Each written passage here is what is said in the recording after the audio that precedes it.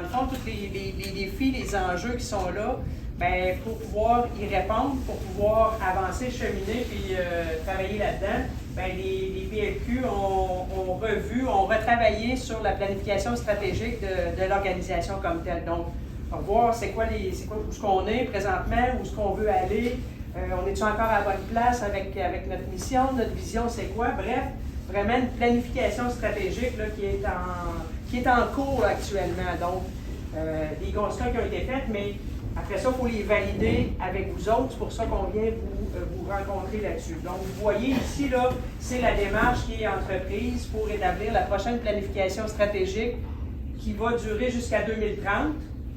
Donc, c'est un horizon de 7-8 ans pour se donner des objectifs et viser, évidemment, à les atteindre. Donc, il y a une réflexion qui est faite, il y a des propositions, il y a des validations qui sont faites et on vise à adopter les plans d'action puis pour la mise en œuvre au printemps 2023, donc dans les prochains mois. C'est quoi une planification stratégique? C'est essentiellement préciser la mission de l'organisation pour bien camper sa vision et se doter, en fait, c'est une feuille de route en fait, qu'on va s'établir pour savoir où on s'en va. On ne veut pas avoir l'air des poules pas de tête, on veut vraiment s'en aller à la bonne place. Donc pour ça, ça prend un bon guide et on veut atteindre nos objectifs. Donc c'est dans ce document-là que ça va être établi et les décisions, les actions qui vont être entreprises vont être normalement cohérentes avec cette planification-là qui est faite. Donc, un document simple, tout simplement là, une carte, une feuille de route pour être capable d'atteindre nos objectifs. Il y a des éléments importants dans une planification stratégique, c'est de regarder notre mission, c'est quoi, pourquoi on est là, de voir, c'est quoi notre vision, on veut être où. On parle d'un horizon jusqu'à 2030. En 2030, on se voit où comme organisation? Qu'est-ce qu'on veut pour notre organisation puis pour vous autres, pour la production laitière? Pour répondre à ça, on va avoir des objectifs stratégiques puis des pistes d'action potentielles qui seront identifiées. Un plan d'action, en fait, je dis des plans d'action qui vont être déclinés et en cohérence avec ces objectifs-là qui seront ciblés et mis en opération avec tous vous autres et l'équipe, évidemment, là, d'élus et de professionnels. Donc, dans un premier temps, on fait le tour, on regarde un peu, là, c'est quoi nos forces, c'est quoi nos faiblesses, y a-t-il des menaces, y a-t-il des opportunités aussi dans notre secteur, parce que c'est pas juste de partir d'une page blanche, c'est de regarder on est où, c'est quoi nos forces, on va focusser dessus, c'est quoi nos faiblesses, on peut-tu les amoindrir. Donc, nos forces dans le secteur laitier, bien, les propriétés des produits laitiers sont nutritionnelles, peu transformés, gustatifs. L'organisation du secteur via une mise en marché collective, c'est une force. La performance, l'impact des fermes laitières, ça a l'air bien dit. Je dirais dessus, je ne vérifierai pas, mais oui, c'est correct. Je l'ai viré. Merci. Donc, la performance et l'impact des fermes laitières, hein, vous êtes un secteur quand même important au niveau des régions. Le leadership, la structure de l'organisation, c'est également une force pour le secteur. Puis la concertation des acteurs du secteur qui permet aussi là, de travailler avantageusement au niveau des ententes nationales puis de toute la filière laitière. Il y a des faiblesses qu'il ne faut pas négliger, il faut juste les identifier puis travailler dessus pour les amoindrir. Donc, capacité d'intervention sur l'innovation du produit. Ça, on est quand même limité au niveau de la production de notre secteur plus particulier, mais il y a peut-être des choses à faire là-dessus, il faudra regarder ce qu'on peut faire. Surplus de solides non gras, Alain en a fait état plusieurs fois ce matin, bien, c'est une faiblesse qu'on a dans notre secteur. Il faudra y travailler. Il y aura des propositions qui sont en lien avec ça. La distance entre les lieux de décision et les producteurs. Il y a souvent un écart. Hein? C'est une grosse machine. Ça peut faire partie des faiblesses. L'impact des attentes sociétales aussi sur les fermes. Ça, c'est sûr qu'il y a des attentes qui ne sont pas toujours cohérentes, qu'on ne voit pas toujours les liens, mais il faut y répondre quand même. Donc, il y a un impact là-dessus. Diminution du nombre de fermes. On me demandait tantôt, il y a combien de fermes dans le secteur? Bien, c'est à matin, avant l'encan, après l'encan, y a-tu des ventes? On le sait là, qu'il y a une diminution du nombre d'entreprises.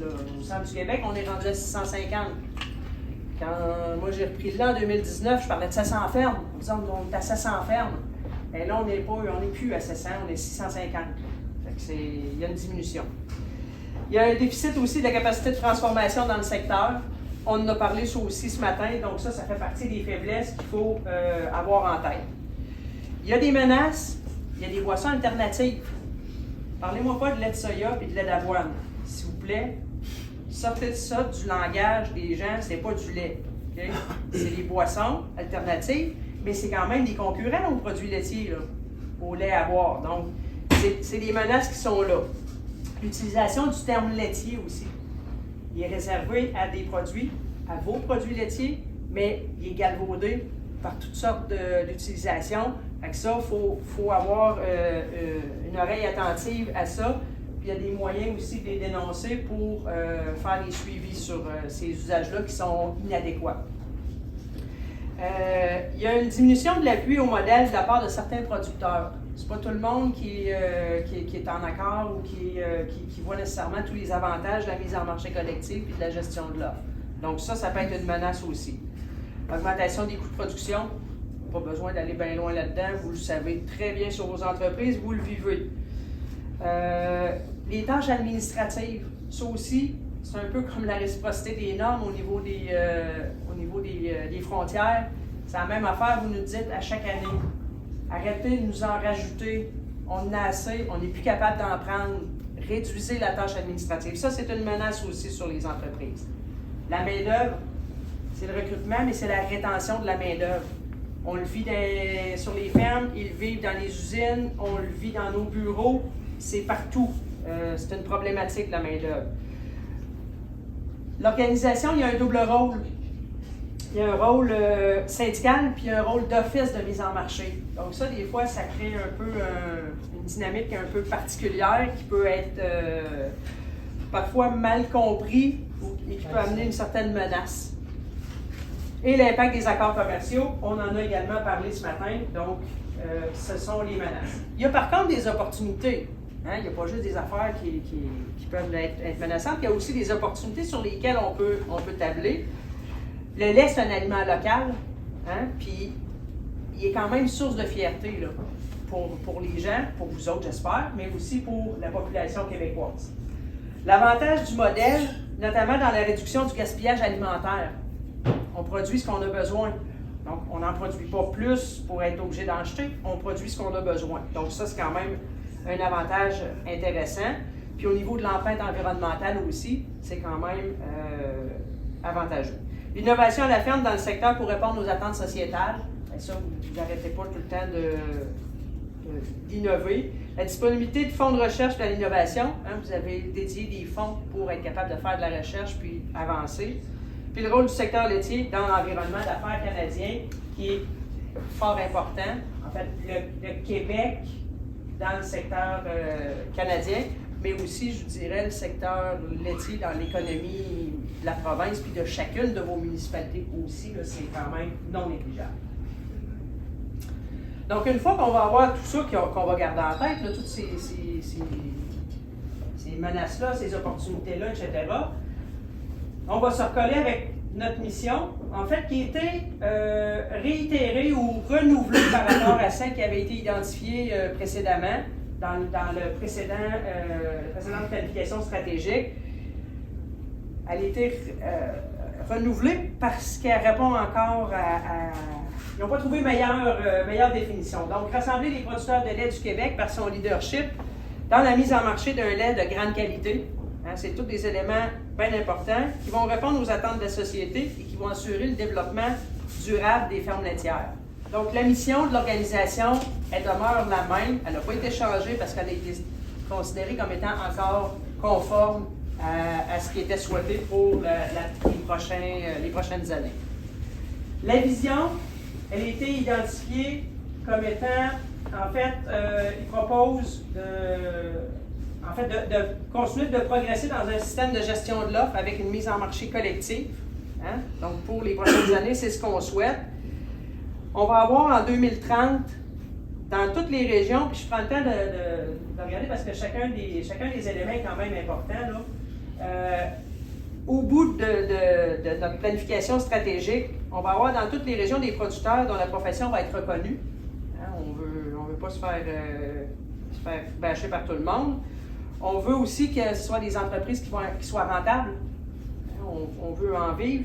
Puis, dans une filière dynamique qui va être innovante et qui va être durable.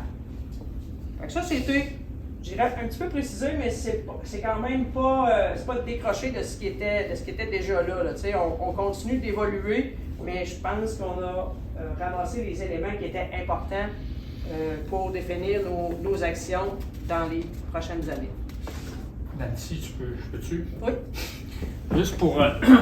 c'est important, là, ça peut paraître de la grosse théorie, ces deux affaires-là, là, mais je pense que c'est important. Puis c'est de même à l'échelle de la ferme, là, d'avoir une mission, une vision. Puis vraiment, juste, c'est basique ce que je dois dire, là, mais la mission, là, elle n'a pas changé d'avec celle qu'on avait faite en 2014. Exactement la même, mot pour mot.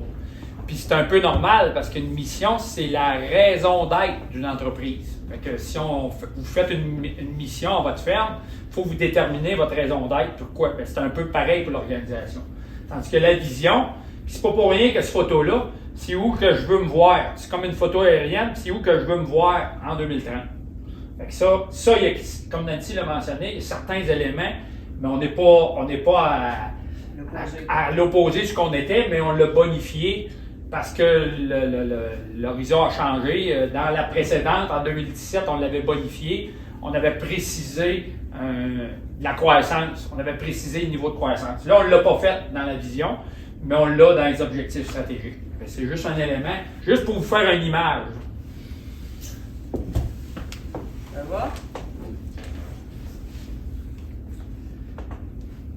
Là, on est rendu dans notre compte, là. On a la mission, la vision. Là, on est rendu aux objectifs stratégiques. Donc, il y en a 6 qui ont été identifiés. On peut les décliner, là, mais rapidement. Maintenir l'appui à la gestion de l'offre et à la mise en marché collectif. Hein? C'est dans notre vision, notre mission est là, ben il faut maintenir l'appui à la gestion de l'offre et à la mise en marché collectif. Le deuxième objectif stratégique, contribuer à la durabilité des entreprises laitières dans toutes les régions. On vient juste se recoller. Puis là, tout ça va se décliner en actions qui vont être posées. Obtenir une croissance durable des marchés, on parle de 15 % d'ici 2030. Fait que ce qu'Alain soulignait, c'est qu'on l'a précisé ici dans un objectif stratégique. Donc, les décisions, les orientations, les actions qui vont être entreprises devront répondre à ces éléments-là. Assurer la production d'un lait qui va répondre aux attentes sociétales. On n'a pas le choix. Le lait, il y a quelqu'un qui le boit. Fait que s'il veut l'acheter, il faut qu'il réponde à ses besoins aussi. Fait qu'il faut être en mesure de répondre à ça et il faut lui faire connaître aussi là, ce produit-là, puis les bons côtés, les bons aspects de vos bons produits. Assurer un leadership dans l'industrie laitière au Canada. Alain a mentionné à plusieurs reprises tantôt la part du Québec dans le reste du Canada, puis l'influence du Québec aussi dans le reste du Canada. Mais il faut continuer aussi d'assurer ce leadership-là pour pouvoir faire valoir notre point de vue, mettre notre grain de sel dans tout ça, puis être bien présent dans l'industrie laitière au Canada. On est là, mais prenons notre place justement dans cette filière-là. Et on veut aussi doter l'organisation des producteurs de lait des moyens nécessaires à la réalisation de ces mandats. Bien, si on se donne des objectifs, qu'on veut faire des choses, on veut avancer les choses, il faut aussi se donner les moyens d'y arriver. Donc, c'est tout simplement une simple logique. Est-ce qu'on peut vous... Ben oui. Quand tu parles pour une croissance durable des marchés de 15 %, c'est une augmentation de la production, dans le fond, de la demande de produits. Oui. On ne peut pas aller chercher le marché qu'on contrôle déjà, ou presque tout. On ne peut pas agrandir notre marché. Mais comment on pourrait le faire? Je pense que en juste... éliminant les internationaux. Ouais, mais il y a quand même... La population. tu sais, l'objectif, il est clair, là, qu'on a voulu préciser 15 là, parce que, tu sais, quand tu as un plan de vision, il faut quand même que tu aies des éléments assez précis pour savoir. Non, mais c'est correct, Ça paraît. c'est 15%. Une augmentation du marché, comment dire. On vise qu'il y ait une consommation plus grande de 15% ou pas. Bien, je pense que juste par l'augmentation de la population, là, c'est un élément. Ouais. Puis la promotion de nos produits, puis la qualité de nos produits, c'est un peu ça qu'on vise. L'autre question que j'ai, c'est assurer une leadership dans l'industrie laitière canadienne. On a 30, vous avez dit qu'on avait 38,6%. 37%. On n'a pas déjà été pas mal plus haut. Non, ça a peut-être un petit peu, là, peut-être 38, là, mais non. On a 37% du marché du quota canadien. On a 22% de la population. C'est ça le portrait du Québec. On n'a pas été. On n'a pas été. On était plus haut. Ben, peut-être en marché de lait de transformation, oui. Mais pas en marché total parce que les autres provinces, il y a davantage de marché de lait de consommation. Si tu prenais le marché total, là, on prend le marché total. Mais en transformation, tu as raison. On avait la majorité du marché de transformation, oui, je pense que c'est 50%. Puis juste pour vous donner un chiffre là-dessus, pour vous donner le portrait, j'aime ça, moi, les chiffres. Et à P5, dans le marché de l'Est, on a 50% des provinces P5. Et presque 50%. Avec l'Ontario, ça là. L'Ontario puis les Maritimes. Mais là, on parle du 37, c'est au niveau canadien. Puis si vous donnez un autre chiffre, les provinces de l'Ouest, les 4 provinces de l'Ouest, c'est à peu près 25% du marché. Ça vous donne un ordre de grandeur. C'est bon? Puis on va en parler de la croissance tantôt. Là. Ça peut paraître un grand chiffre, 15, ouais. là, mais dans la présentation pour les surplus structuraux, les solides non gras, là, on en parle de la croissance. Parce que croissance de marché, ce n'est pas nécessairement juste en volume. Tu as le revenu aussi. Là. Fait que valorisation de toutes les composantes du lait, les solides non gras, et il y a tout ça. Là. Fait que c'est de voir les marchés qui sont les plus intéressants, puis continuer de les développer. Puis oui, s'il y a nos boissons alternatives, ben regarde, il faut s'assurer que les gens vont choisir le lait plutôt que de la boisson. Fait que tu sais, il y a un peu un ensemble de tout ça là-dedans. Le développement durable, croissance durable des marchés, on ne parle pas du revenu. Oui. Ben c'est lié. Oui. C'est juste un. Oui. On parle de revenu, puis on parle de jour. Non, c'est. Ben, Je vais. On peut se tailler là. Je peux-tu répondre? Quand on parle, ben on va le voir. Ça aussi, Nancy va faire une présentation. Quand on parle de durabilité, là, on a le premier réflexe, puis moi aussi je suis pareil. On parle d'environnement. C'est ça qu'on. Mais la durabilité, c'est pas ça. Quand on parle d'obtenir une croissance durable, là, la durabilité, là, c'est oui l'environnement, c'est l'argent, puis c'est aussi l'aspect social. L'aspect social, le fait qu'on soit présent dans toutes les... On est des acteurs du milieu. On investit dans la promotion, on investit dans nos communautés, on a des dons de lait. Ça fait partie de ça. La croissance durable, là, ça l'intègre tout ça. C'est bon? On va en parler tantôt. Les prochaines étapes pour cette planification-là, j'ai fait état un petit peu en début de présentation. Mais il va y avoir, bon, là oui, on part en tournée avec chacun des secteurs, les régions font tout ça, on va revenir à l'Assemblée régionale avec vos commentaires, vos feelings, des ajustements éventuellement au niveau provincial. Mais en région, on va revenir, ça va être discuté à l'Assemblée des producteurs de lait au mois d'avril, avec priorisation des dossiers, adoption de toute cette opération-là, puis opérationnalisation après ça, là, des plans d'action, là, puis mise en œuvre de ces différents objectifs-là. Et c'est pas tout de l'adopter puis de le mettre en place, il va falloir aussi revenir puis dire, ben on est rendu où là, dans nos objectifs, parce qu'on parle d'un horizon jusqu'en 2030, il va falloir en cours de travail, bien, revenir et dire, bien, on est rendu où dans nos objectifs? Est-ce qu'on va les atteindre? Est-ce qu'il y a des choses qu'il faut réorienter? Donc, on va revenir aussi là, sur une base annuelle pour vous présenter l'état d'avancement des travaux. Ça vous dit quoi? Ça fait-tu du sens, ce qui est proposé là, ou c'est à côté de la coche? Vous avez deux options, mais vous pouvez être entre les deux. Ça a l'air déjà cané. Ça a l'air déjà. Mais c'est sûr qu'il y a une bonne partie de travail de fait, là, parce qu'il y a eu du travail à l'interne de l'organisation, au niveau du conseil d'administration des producteurs de lait, où on a des représentants. C'était présenté aussi aux journées de réflexion à l'automne, en novembre. Fait que oui, il y a déjà des choses qui sont présentées, qui sont en marche pour valider. Là, on est-tu pas pire, ça fait-tu du sens? Puis il y a aussi des consultations qui sont faites avec, à l'interne, puis aussi avec des partenaires, avec ce qui se jase, ce qui se dit, l'état de situation. Donc, il y en a une partie, oui, sans être calée, mais qui est déjà là, tu sais. Ça serait difficile de partir d'une page blanche, puis d'arriver et de vous dire, ben, où c'est qu'on veut être en 2030? Ça serait un petit peu difficile, là. Fait que dans ce sens-là, oui, il y a des orientations qui sont déjà, qui vous sont proposées. Mais, dans le fond, on part suggérer quoi qu'on peut suggérer des modifications. Et souvent, là où on arrive dans c'est pas à cette étape-là qu'on est nécessairement le plus challengé. Nous, on va y être pas mal plus dans les moyens, dans notre mise qui va nous toucher journalièrement à remplir le mois de paperasse chez nous, comme on disait dans le plan oui. au niveau de proaction et de etc. Où on aura. C'est là qu'on va avoir plus de retombées chez nous et qu'on va être plus prêt à dire ça a tué le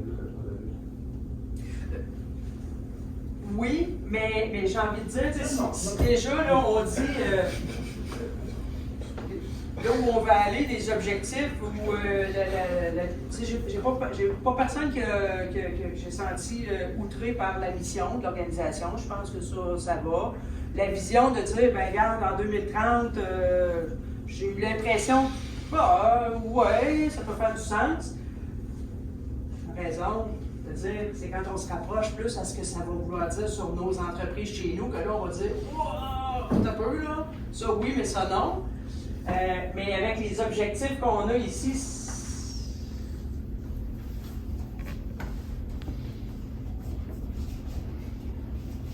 Tu juste rajouter, je suis 100% d'accord avec ce que tu amènes, Guy. Là, personnellement, oui, ça peut paraître cané, mais si là, on est en haut, on regarde.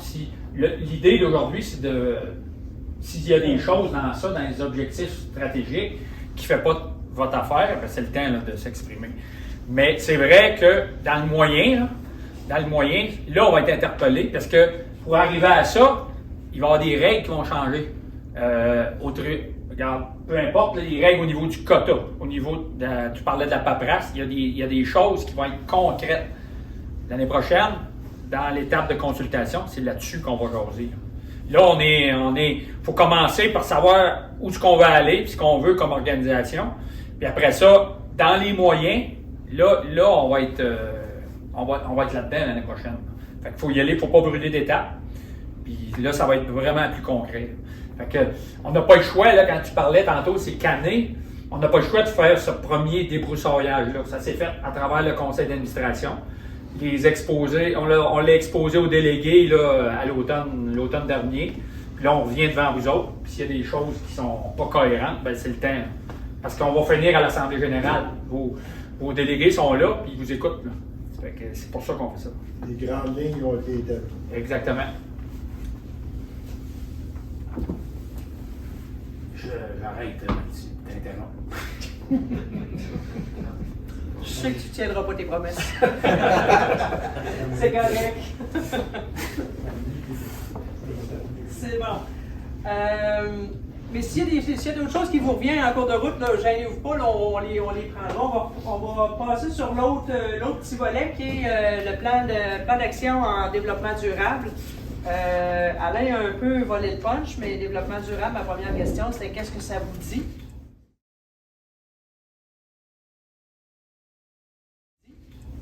de quoi on va parler si on parle de développement durable? Plus de nord. On va parler de Nord? C'est une façon Plus de normes. C'est une façon de pas dire qu'on va nous imposer plus de normes. OK. C'est ça que ça vous dit, hein? Y en a-tu d'autres qui ont des... Mais Hein? Les normes, puis c'est ça. Ben, c'est ça. Bon. Parfait. On a tout eu la même... on a tout eu le même réflexe, la même réaction quand on a vu arriver ce plan d'action en développement durable. Qu'est-ce qu'ils vont avoir encore à rajouter? Donc, c'est quoi le développement durable? Pourquoi faire un plan d'action? C'est le plan de la présentation des prochaines minutes. Concrètement, ça veut dire quoi? Puis on a un petit peu volé le punch avec l'information qu'on vous mettait dans l'avis de convocation pour justement un peu défaire cette perception-là qu'on a à prime abord. Qu'est-ce qu'on va retrouver dans un plan d'action en développement durable?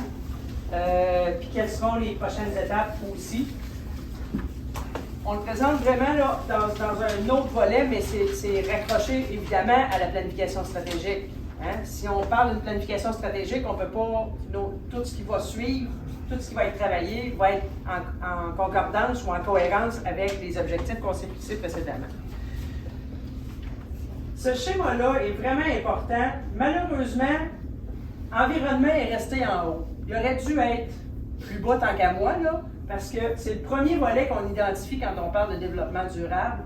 Et c'est un des éléments d'un plan de développement durable parce qu'on parle aussi de l'aspect social, comme Alain le disait, puis on parle aussi de l'aspect économique quand on parle de développement durable. C'est pas un développement, on parle pas de l'environnement uniquement. Oui, ça en fait partie, mais pas que ça.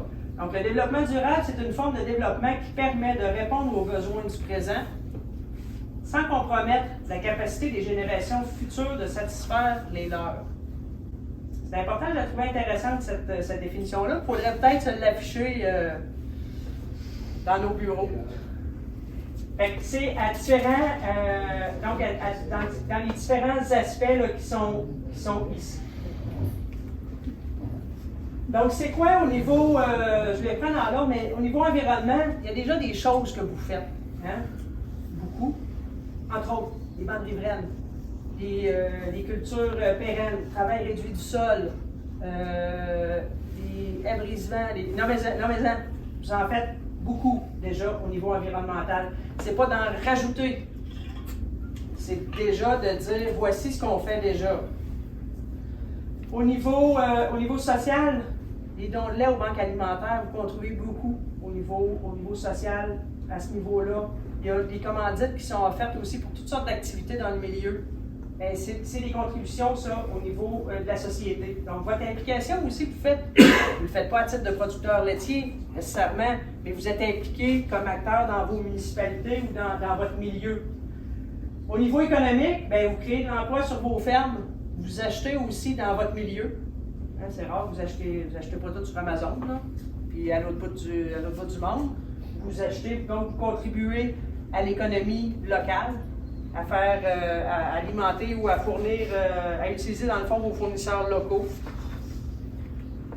Donc c'est tout ça qui va être travaillé, mais avec déjà ce qu'on fait dans chacun de ces éléments-là.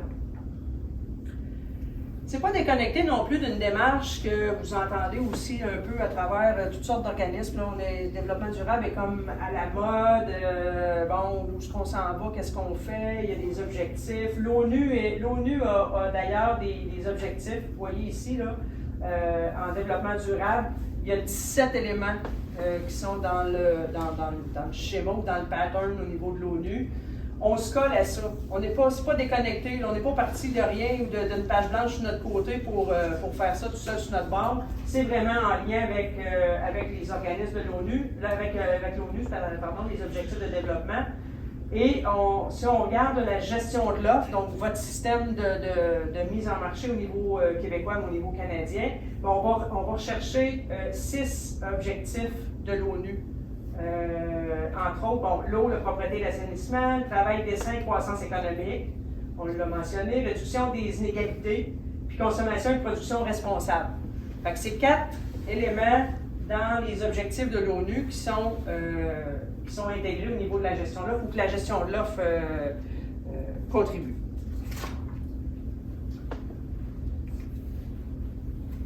On vient à la mission. Hein, on n'est pas, je l'ai dit c'est lié. On l'a dit, la mission des producteurs de lait, c'est de rassembler les producteurs par son leadership de mise en marché d'un lait de grande qualité qui va répondre aux attentes de la société puis assurer un développement durable. On en avait déjà parlé précédemment. Donc, on est là, c'est dans notre mission. Donc, on va travailler là-dessus. Pourquoi faire un plan d'action? En fait, parce que même si vous autres, vous êtes ici à la base de tout ce circuit-là, ben, il y a des gens et des consommateurs qui vont poser des questions détaillées. Le détaillant va dire, voici moi ce que je fais. Le transformateur va dire, moi, voici ce que je fais. Le producteur, la question va vous arriver aussi. Vous, qu'est-ce que vous faites en développement durable? Donc, on va vous poser ces questions-là. Et si on ne veut pas se faire imposer des règles par tout un chacun, bien, il vaut mieux se définir notre plan d'action puis vous dire, voici nous ce qu'on fait déjà, être capable de faire la démonstration de ce qu'on fait, puis de convenir qu'est-ce que nous, on veut faire ou ce qu'on veut aller pour répondre aux besoins, évidemment, du consommateur, ultimement du consommateur qui achète votre produit.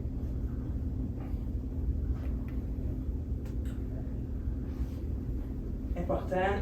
Notre plan d'action en développement durable, c'est d'abord communiquer ce qu'on fait déjà, ce que vous faites déjà de bien, maintenir et consolider nos actions, développer des nouvelles actions. Il y en aura peut-être des choses qu'on peut améliorer ou qu'on peut faire. Mais c'est surtout pas une nouvelle certification et c'est surtout pas un ajout à Proaction. Okay? Fait que ça, c'est important de considérer l'idée d'avoir un plan d'action en développement durable. C'est pas de faire des ajouts ou d'augmenter votre charge administrative. On a dit précédemment qu'on a assez, là. Fait qu'il va falloir être cohérent avec notre plan stratégique. Fait que ça va être important, là, puis si jamais c'est pas ça qui est réalisé, là, ben vous pourrez nous le dire. OK? Nous le rappeler, dire « Hey, vous aviez dit que... » Puis là, ben, regarde, il y aura des justifications à faire si c'est pas cohérent. Mais il faut que ça soit... Il faut que les bottines suivent les babines. Puis, juste en image, justement, là, vous avez différents exemples ici là, qui peuvent contribuer au développement durable. Et le mouvement pour la gestion de l'offre. On a Proaction. Et oui, je sais, c'est des contraintes administratives, mais c'est des éléments que vous faites, des choses que vous faites qui peuvent contribuer. Novalet aussi, l'investissement en recherche, en développement. Il y a des regroupements. Bon, je suis chef d'entreprise. Vous avez ici, on montre les promotions, là, quand il y a des soutiens au niveau de toutes sortes d'activités. Ici, c'est un tournoi de hockey, les activités vélo, les dons de lait. Donc, hyper important. Fait que c'était des exemples là, de ce qui se fait déjà. Puis aussi au niveau environnemental, évidemment. Il y a une démarche qui est faite avec la chaire de recherche en éco-conseil de l'Université du Québec à Chicoutimi. Donc, les PLQ se font aider par des gens de l'externe, des experts dans le fond là, qui peuvent soutenir le travail là, de recherche là-dedans. Alors, ils travaillent au niveau du diagnostic, l'information, la consultation au niveau des producteurs. Il va y avoir des webinaires, des consultations publiques, c'est-à-dire webinaires qui ont eu lieu, des consultations aussi qui ont été faites. Hein, vous avez été interpellé à un moment donné, à quelque part, l'automne passé, en octobre, pour savoir, bon, ça a-tu de l'allure, pas d'allure, qu'est-ce que vous en pensez. Les intervenants aussi ont été interpellés pour voir pensait quoi du secteur laitier, puis qu'est-ce qui pouvait être fait, puis qu'est-ce qu'ils voyaient, et le plan d'action qui sera déployé. Donc, ce qui est les points forts qui ont été identifiés dans le cadre du diagnostic, bien, la gestion de l'offre, la mise en marché collective, Proaction qui est déjà là. Les dons commandites, on se répète un peu, là, mais c'est des points positifs. Les investissements en recherche et innovation. Donc ça aussi, vous en faites, c'est positif. Les programmes d'aide aussi que vous avez, les différents programmes d'aide. Les bourses d'études en agriculture, l'appui collectif en cas de force majeure ou les tempêtes de neige. C'est des choses qu'on a là comme pour acquis, mais c'est des éléments quand même là, à tenir en compte et qui peuvent soutenir un développement durable de votre secteur d'activité.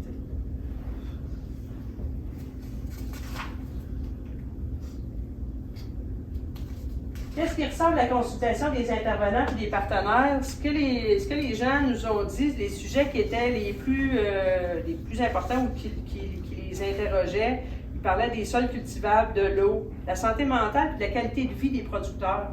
Vous voyez que ce n'est pas que l'environnement, c'est aussi le bien-être des producteurs, le bien-être animal évidemment, la pérennité des fermes laitières.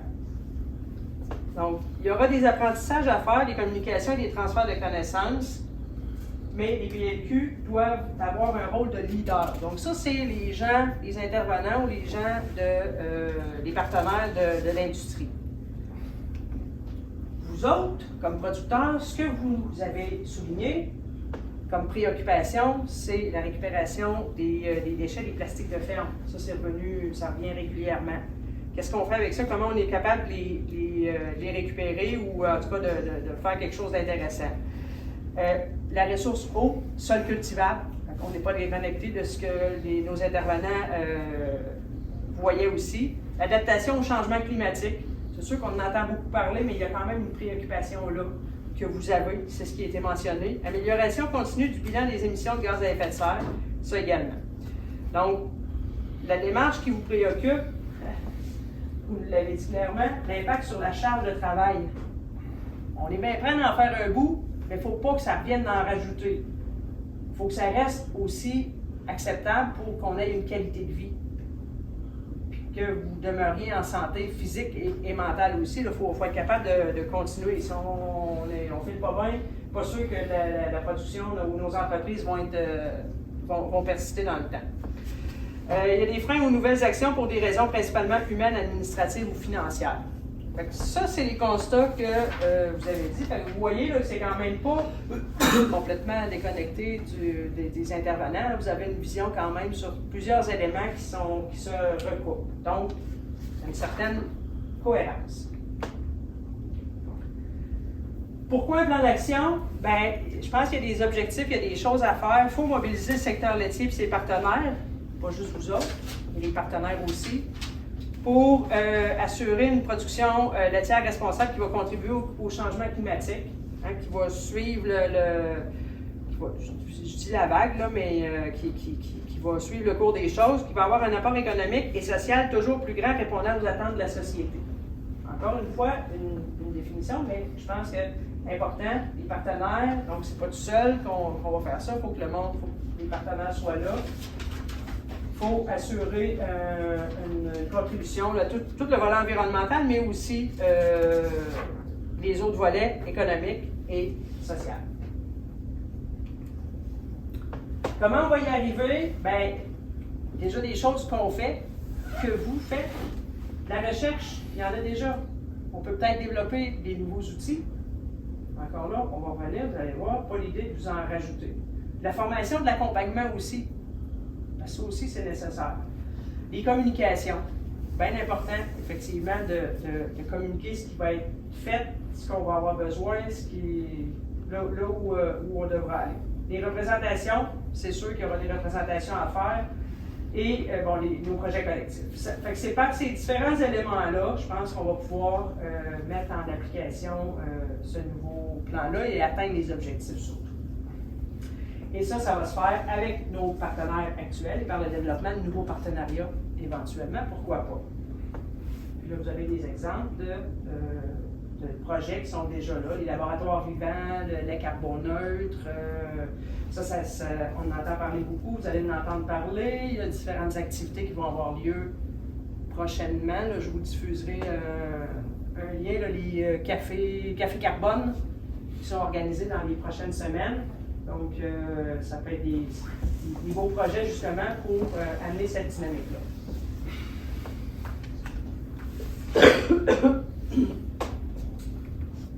L'engagement des PLQ, bien, pour la mise en œuvre pour un développement durable, l'organisation devra se poser les questions suivantes. C'est quel impact sur la qualité de vie des producteurs de lait, des producteurs et productrices? Quel sera l'impact sur leur santé mentale et physique? Puis est-ce que la main-d'œuvre qualifiée et l'accompagnement nécessaire sont disponibles? C'est bien beau demander des choses, mais il faudra que ça réponde à tout ça. Puis qu'est-ce qui peut être fait pour minimiser les impacts potentiels? Ce sera des questions qui seront posées. Un petit exemple, on dit qu'il faut garder les producteurs au cœur de la mise en œuvre du plan d'action, juste pour montrer un peu la cohérence dans tout ça. On prend un exemple concret. Quelles sont les émissions de méthane provenant du troupeau? Si on se pose, on veut évaluer c'est quoi les émissions. On a deux options. La première option, c'est un calculateur simple à développer, mais qui demande plus de temps aux producteurs pour rentrer les données de la collaboration des conseillers. Si on veut être cohérent, ce qu'on vous dit ici, c'est qu'on vous demande, on vous rajoute encore des choses, vous allez avoir à compiler ou à sortir des données. Donc, pas tout à fait aussi intéressant que notre deuxième option, qui est de développer un outil qui va être un peu plus long à développer, mais qui va avoir une charge moins grande pour vous autres. Donc, on va opter pour cette option-là si on veut être cohérent avec nos objectifs qu'on s'est fixés, de réduire votre charge administrative, puis de ne pas vous en rajouter des supplémentaires. Fait que si on vous arrive avec l'option 1, bien, vous pourrez nous dire que la job n'a pas été faite comme il faut. C'est pas ça que vous aviez demandé. C'est pas ça qu'on vous a présenté, puis qu'on vous avait vendu, entre guillemets. C'est ça qu'on vous avait proposé. C'est ça que ça va. C'est là qu'il faut être cohérent dans tout ce qui sera mis en œuvre pour réaliser ce plan-là. Juste, tu revenais là-dessus. Juste pour vous donner, dans l'onglet, on voit qu'il y a un projet en cours de développement là-dessus. Les échantillons de lait, ça peut paraître. Vous allez me dire, il est sur une autre planète, là, mais il y a déjà un projet en cours pour être. Parce que si on parle d'empreinte carbone là, ou de mesurer le méthane des vaches, c'est pas facile à mesurer. Puis ce qu'on cherche vers ça, là, dans le projet, c'est présentement, là, il y a dans des fermes des capteurs dans le museau des vaches. Là, puis sont en train de. Là, ils modifient l'alimentation de ces vaches-là. Okay? Il y a un groupe témoin qui modifie. Puis avec les résultats qui sont obtenus, ils vont faire une corrélation avec les acides gras du lait. Puis avec notre échantillon de lait, on va être capable de mesurer si on fait tel changement à la ferme. Par l'échantillon de lait, on va être capable de voir les gains. Fait que ça en est un exemple. Puis ça, ce projet-là, il est en cours. Fait que je ne sais pas quand ça va être disponible, mais c'est des outils comme ça qu'on veut développer. Là, c'est l'avenue qu'il faut aller. Parce que, on l'a vu, là, je ne sais pas si vous avez assisté à plusieurs conférences, là, il y a des producteurs qui sont très proactifs là, dans diminuer leurs empreintes carbone, mais ça reste, c'est des calculs théoriques.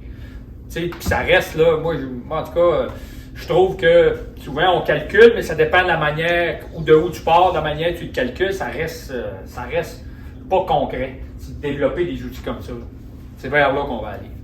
Puis il y a dans le diapo précédente, là, dans le laboratoire vivant, là, dans le laboratoire vivant, le principe de ça, c'est d'approcher les chercheurs via les acteurs du milieu, les fermes ou les transformateurs. Puis ça, on est très actif, là, on est en demande, puis il y a des sous du gouvernement là, qu'on peut aller chercher. Fait qu'on va voir, on est en attente d'une réponse, là, mais si on est retenu, là, il y a quand même des bonnes sommes d'argent qu'on peut aller chercher comme secteur pour développer nos outils. On ça ailleurs dans le monde? Tu parles des échantillons de lait? Oui, de pouvoir faire ça, de mesurer Je te dis pas qu'il n'y a rien ailleurs dans le monde, mais on est innovateur. Les acides gras du lait, là, ailleurs, là, on le voit déjà, là, pour l'alimentation, ça nous sert déjà dans notre régie de troupeau. Là. Il y en a ailleurs dans le monde, mais c'est pas aussi avancé. Puis ça, c'est une coche de plus.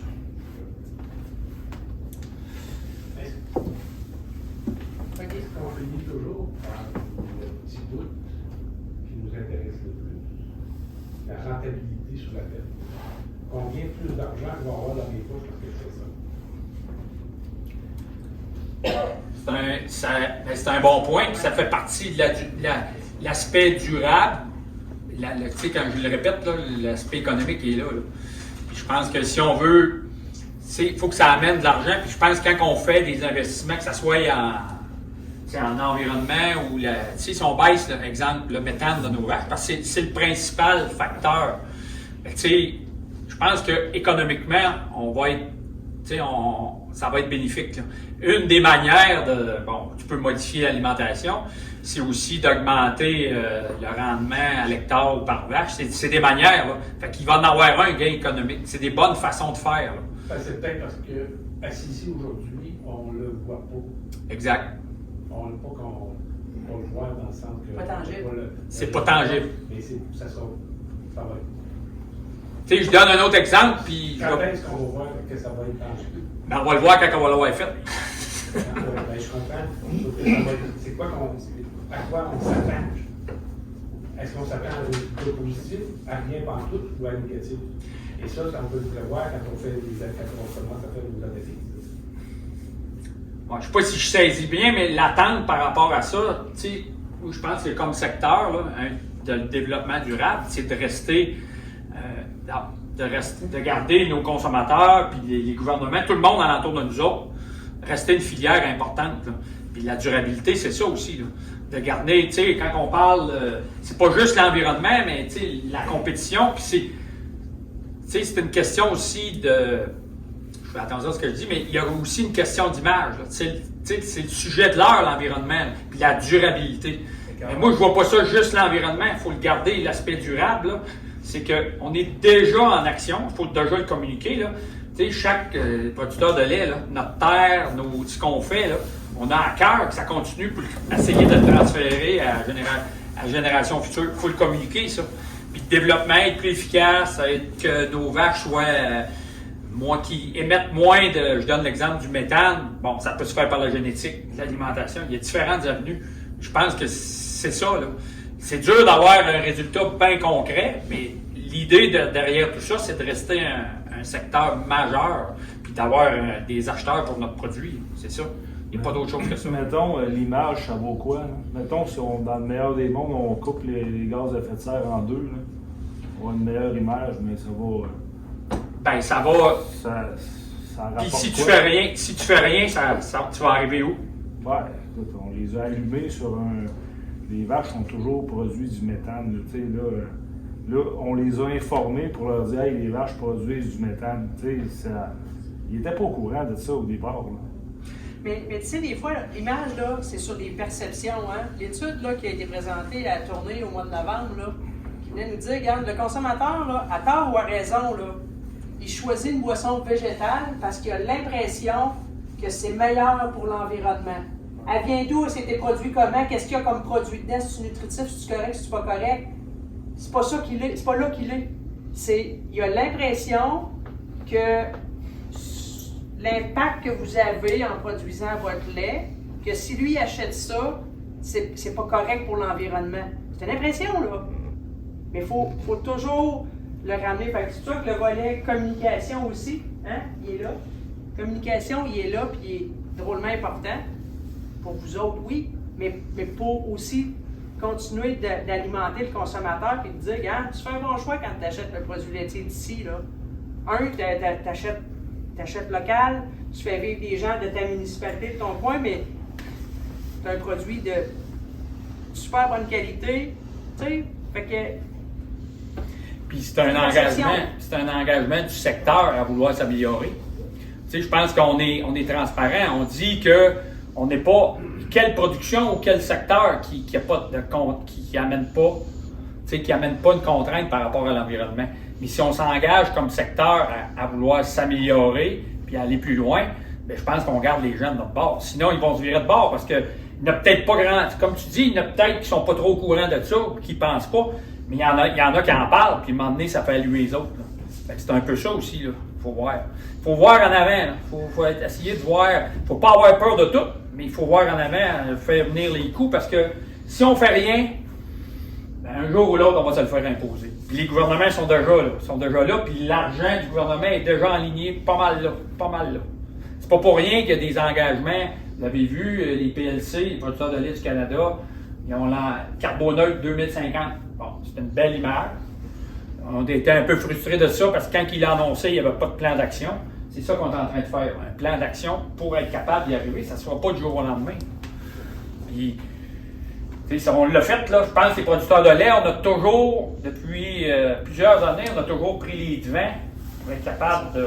Oui, on a des séquelles, mais c'est pas pour rien, on a encore de la croissance de marché, on est resté des acteurs majeurs là, au niveau de la production agricole puis de l'activité économique. C'est une façon d'un peu de décider ce qu'on veut faire aussi, plutôt que de se faire imposer des choses. De se faire dire, ben, voici ce que vous allez avoir comme objectif, hein? Voici ce qu'on veut que vous fassiez vous un peu. Là. Non, on peut-tu décider, nous autres, là, puis convenir des choses? Je pense qu'il y a un bout qu'on est en avance effectivement là-dessus. Là.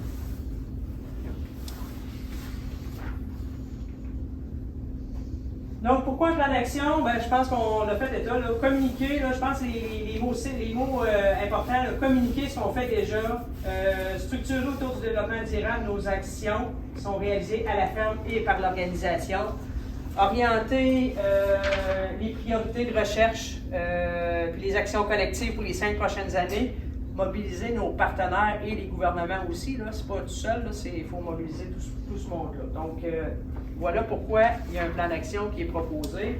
Et encore une fois, ben, les prochaines étapes, la tournée des secteurs dans toutes les régions du Québec, ça va amener aux assemblées régionales où il y aura une proposition pour adoption. Ensuite, ça sera l'assemblée annuelle au mois d'avril.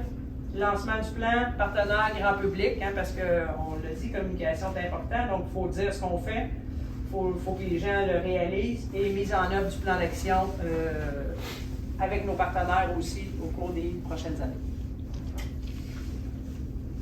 C'est juste l'environnement, le plan de développement durable? Non. S'il y a juste ça qu'on a fait un route, c'est déjà pas pire. Ben, c'est vrai qu'on a tous eu ce même réflexe-là, développement durable, environnement, non? Ça, dans le fond, c'est un peu rapport avec le PAA, pourquoi? Plan agro-environnemental, l'emploi-action. Puis, j'ai rempli ça la semaine passée, cette année. Puis, je me demandais, à la fin, on a notre pourcentage. Qu'est-ce qu'ils vont faire avec ça? Avec nos résultats de ça, ils font quoi?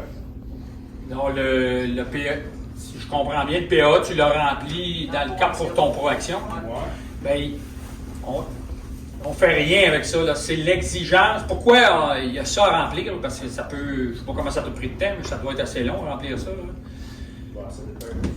Ouais, mais c'est ça. Non, mais regarde, je vais juste expliquer pourquoi il y a ça. Là. C'est important de le comprendre. Parce que ProAction, c'est un programme canadien, OK? Puis au Québec, sur l'environnement, là, on est là. Puis si je compare, je ne veux pas dénigrer les autres provinces, si je compare d'autres provinces, même dans l'Ouest, les normes environnementales là, sont là. OK? Puis il y en a qui voulaient se servir du programme ProAction pour faire les règles environnementales. Puis nous autres, au Québec, on a dit « No way, il n'y a pas question ». Fait que là, on a dit, c'était une manière de rendre, parce que les autres, il y a une procédure supplémentaire dans leur province. Nous autres, on a dit, garde, on va adhérer à ça, on ne le fera pas via le PAA, parce que tu vas remplir le PAA si tu fais partie si tu le fais déjà avec ton agronome, là, ben, tu n'es pas obligé de remplir le PAA équivalent là, par l'agronome. Tu n'es pas tenu de répondre aux questions que tu parles. Fait que là, au Québec... Ben, faut que tu le disais quelque part dans ton ProAction. Non, attendez. Il y a deux exigences dans ProAction, la EN1 et la EN2. Okay?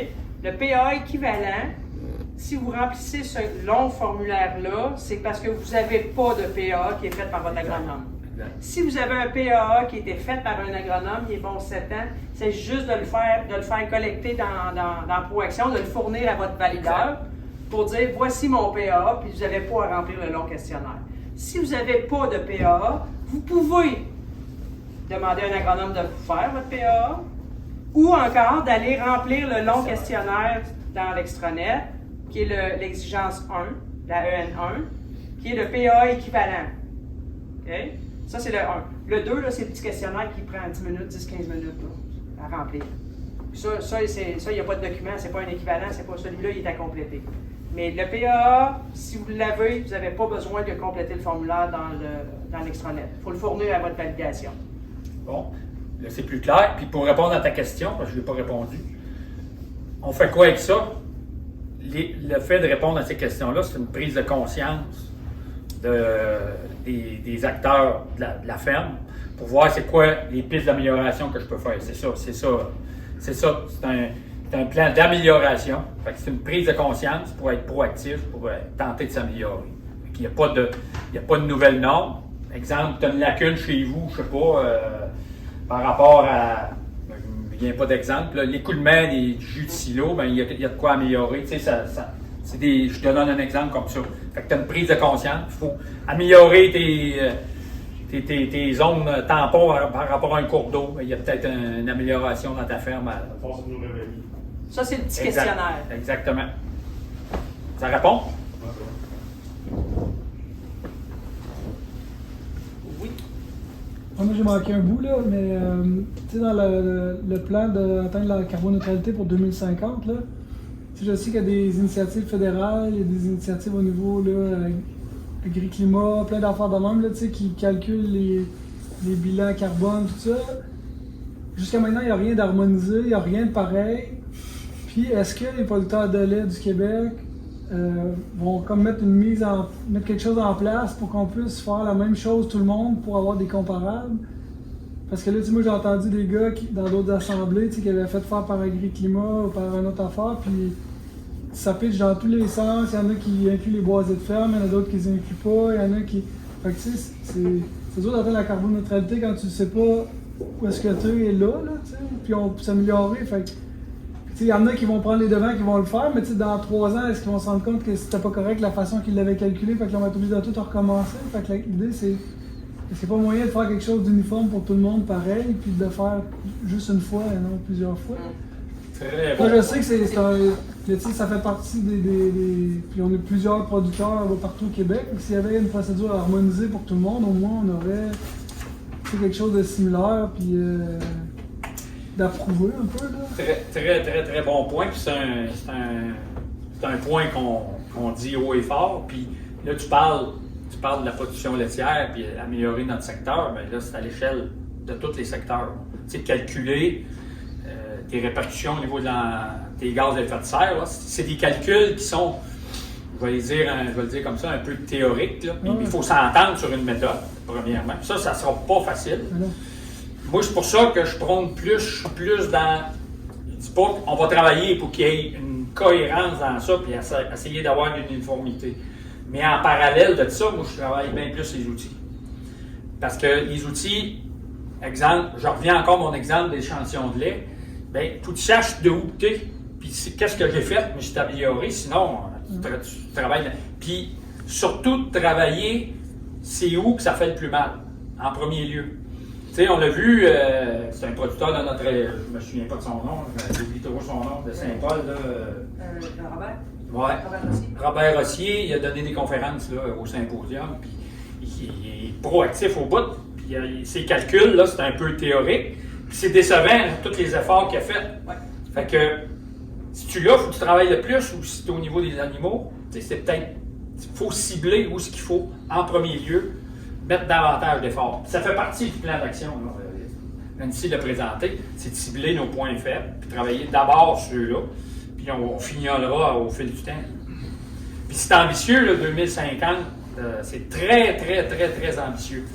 C'est pour ça qu'il faut commencer tout de suite, puis cibler en premier lieu, puis on fera un constat là, au bout de 2000. c'est dans, on dit c'est loin, mais ça va venir vite, mais on fera un constat en milieu de parcours. Puis, tu sais, regarde, il y a des secteurs, là, permettez-moi, je ne veux pas en rire, mais d'en douter, les pétrolières là, qui annoncent ça aussi. Là. Comment ils vont faire? Tu sais, ils vont-tu, je ne sais pas, là, c'est quoi le plan? En tout cas, on n'est pas le pire secteur, là, je peux juste vous le dire. Mais ça, il faut le communiquer. Fait que, c'est une longue réponse, là, mais on va travailler sur des outils communs, ça c'est sûr. Qu'est-ce qu'on va avoir comme résultat, je ne sais pas, mais il faut être vocaux là-dessus. Il faut communiquer des résultats, mais il faut que tu prennes des données pour communiquer des résultats. Ouais. Il faut collecter des choses, il faut mesurer des choses. Fait que tu sais, un peu comme tu sais, ils font pour le calcul des coûts de production, ils le font avec 100 fermes. Ben là, est-ce qu'on pourrait pas faire quelque chose comme ça pour commencer ou à tout le moins? Les laboratoires vivants, c'est ça. Ouais, c'est ça.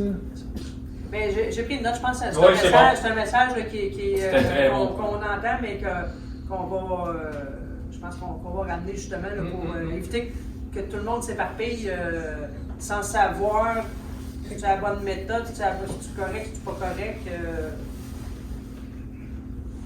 J'ai pris note. C'est bon. C'est d'autres points? Tu sais la bonne track ou pas? Ouais, un petit peu en retard. On est rendu là. Non, on n'est pas pire. À vous faire? N'oubliez pas de mettre à votre agenda l'Assemblée régionale le 7 mars. Oui. Ouais, on va en parler. Merci, Denis. C'est bon. Fait on arrête ça là. On vient après dîner avec les élections de nos représentants. Élection, juste pour que vous ayez quelque chose à discuter à midi, d'un coup, vous ne savez pas quoi parler. Il y aura effectivement nomination. Cette année, comme vous aviez vu probablement dans l'invitation, c'est Denis qui est en élection cette année. Vous avez également à nommer 3 délégués. Habituellement, c'est les administrateurs identifiés plus une personne de plus par rapport à votre... en fait, c'est une rotation qui se fait, donc vous avez droit à un délégué de plus que vos administrateurs. Et on peut nommer aussi un substitut. En fait, on devrait nommer un substitut qui peut remplacer un délégué là, qui aurait de l'indisponibilité pour les assemblées. Juste vous mentionner, si vous prenez un rôle de délégué, votre présence est requise lors de l'Assemblée annuelle qui est le 7 mars. Merci, Denis. L'Assemblée des producteurs de lait aussi. Bien, je dis requise là, parce que si vous êtes au courant puis bien jouer votre rôle de délégué, ça va de soi. Le substitut, c'est la même chose. Donc, 7 mars, la régionale, la provinciale est les 19 et 20 avril. Et les journées de réflexion à l'automne, c'est le 22-23 novembre. Donc, ça, c'est des dates là, auxquelles, normalement, là, si vous avez déjà des choses de cédulées, bien, ça devient un petit peu compliqué de prendre un rôle de délégué. Fait que ces dates-là à retenir. Et évidemment qu'il y a des CA préparatoires auxquels on invite l'ensemble des délégués, des substituts, qui sont juste un petit peu avant là, ces rencontres-là, donc au début d'avril puis au début du mois de novembre, des choses du genre. Mais ça, les dates ne sont pas bouclées encore. Fait que ça vous donne un topo de ce que ça exige comme tâche là, si vous prenez un rôle de délégué. On va dîner? Allez manger! Ouais.